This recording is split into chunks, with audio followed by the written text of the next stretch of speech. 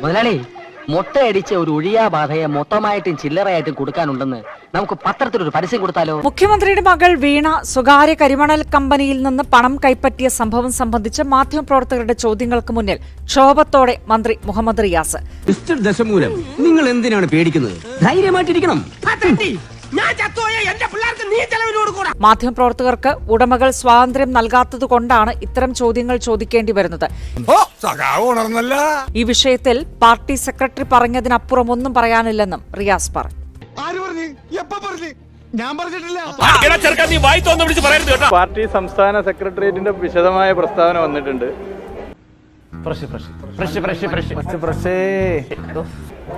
Party സംസ്ഥാന secretary അതിൽ കാര്യങ്ങൾ വളരെ വിശദമായി തന്നെ പാർട്ടി നിലപാട് പറഞ്ഞിട്ടുണ്ട്. അത് ഞങ്ങൾ ആരും അറിഞ്ഞില്ല. മോനെ ദാമു, നിന്റെ വെടി ഞാൻ കുറെ കേട്ടതല്ലേടാ.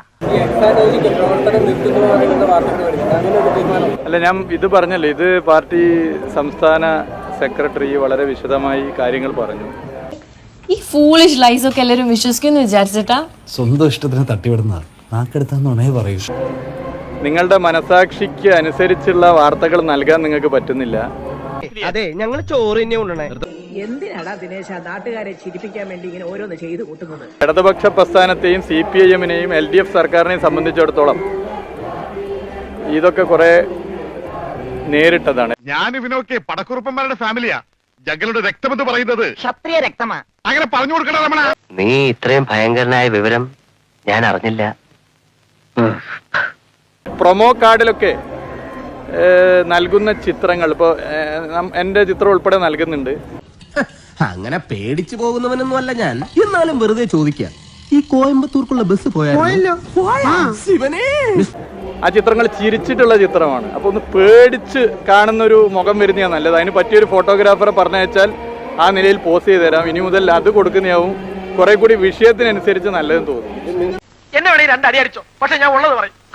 നിനക്കിതെങ്ങനെ സഹിക്കാൻ കഴിയും ജോസേ? ജോസേ, അങ്ങോട്ട് കൂടി. പാർട്ടി സെക്രട്ടറി എല്ലാ കാര്യങ്ങളും പറഞ്ഞു. പാർട്ടി സെക്രട്ടേറിയറ്റ് അതെന്താ തിരിച്ചു പാർട്ടി സെക്രട്ടേറിയറ്റും കാര്യങ്ങൾ വിശദീകരിച്ചിട്ടുണ്ട്. എവിടെയോ എന്തോ ഒരു തകരാറ് പോലെ. ബാക്കി ഇനിയിപ്പോ നിങ്ങൾ എന്ത് ചോദിച്ചാലും ഇതാ ഞാൻ പറയുള്ളൂ. പാർട്ടി സെക്രട്ടറി പറഞ്ഞു. അയക്കെന്താ പ്രാന്താണ്? അയ്യോ പൊന്നു മോനെ, പ്രാന്ത് എന്ന് പറഞ്ഞ ഈ സൂക്കേടിനെ കുറച്ച് കാണരുത്. ഇത് അതുക്കും മേലെ. എന്നാ പിന്നെ ഒരു കാര്യം ചെയ്യാം, പോയിട്ട് രാവിലെ വരാം.